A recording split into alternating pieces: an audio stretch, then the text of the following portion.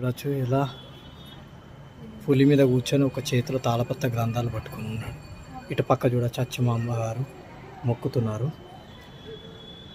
వయసులో పెద్దవారైనా కూడా జ్ఞానంలో వీరబ్రహ్మేంద్ర స్వామి పెద్దవారు కాబట్టి అచ్చమాంబ గారు మొక్కుతున్నారు. ఇటువైపు వెళ్తున్నాం. ఈ పైన రెండు దిక్కుల మీరు చూడొచ్చు. అటువైపు మీరు పులి మీద చూశారు కదా వీరబ్రహ్మేంద్ర స్వామిని, ఇటువైపు మీరు పాము మీద చూస్తారు. చూడొచ్చు మీరు. ఇప్పుడు నేను చూపిస్తా వీరబ్రహ్మేంద్ర స్వామి వారిని పాము మీద చూడొచ్చు. కింది నుంచి పూర్తిగా పాముపై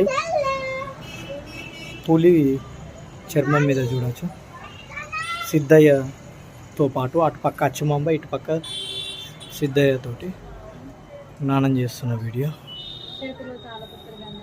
చేతిలో తాళపత్ర గంధాలు చూస్తున్నారు కదా ఫ్రెండ్స్.